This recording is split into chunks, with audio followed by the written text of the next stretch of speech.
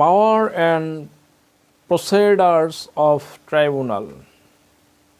ভূমি জরিপ ট্রাইব্যুনাল ও ভূমি জরিপ আপিলের ট্রাইব্যুনাল কোন মামলা বা আপিল নিষ্পত্তিতে 1908 ইংরেজি সনের দেওয়ানি কার্যবিধি আইনের উল্লেখিত বিধি অনুযায়ী কার্যক্রম গ্রহণের অধিকারী। ক নম্বরে কোনো ব্যক্তিকে আদালতে উপস্থিত হতে এবং সাক্ষ্য প্রদানের জন্য সমন প্রদান ও উপস্থিত হতে বাধ্য করতে পারে। নাম্বার খ তথ্য উদ্ঘাটন ও দলিল দাখিলের জন্য নির্দেশ দিতে পারে। নাম্বার গ শপথযোগ্য সাক্ষ্য উপস্থাপনের নির্দেশ দিতে পারে। নাম্বার ঘ যে কোনো অফিস বা দপ্তর হতে সরকারি বা অন্য কোনো নথি তলব করতে পারে। নাম্বার ওমো সাক্ষীর ও দলিলের সাক্ষ্য গ্রহণের জন্য কমিশন মঞ্জুর করতে পারে। নাম্বার চ দেওয়ানি কার্যবিধি আইনের বিধি মোতাবেক আবশ্যকীয় আদেশ প্রদান করতে পারে। ভিউয়ার্স, খতিয়ান সংশোধনের মামলার রায় বা আদেশের বিরুদ্ধে আপিল।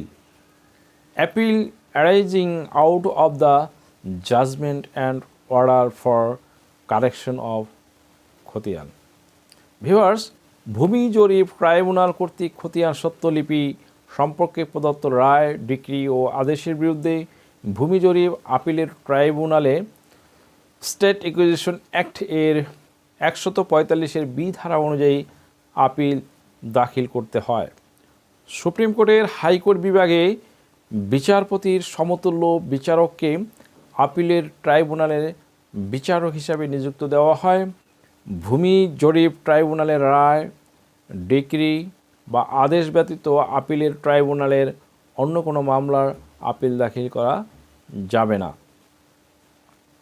কোনো ব্যক্তি যদি ভূমি জরিপ ট্রাইব্যুনালের রায়, ডিক্রি বা আদেশের বিরুদ্ধে বিক্ষুব্ধ হলে যে স্টেট অ্যাকুইজিশন অ্যাক্ট এর 145 বি এর 5 ধারা অনুযায়ী 3 মাসের মধ্যে আপিলের ট্রাইব্যুনালে আপিল দাখিল করার অধিকারী এবং আপিল আদালত কোনোরূপ বিলম্বের অজুহাতে সন্তুষ্ট হলে 3 মাস মেয়াদের পরও আপিল গ্রহণ করতে পারে।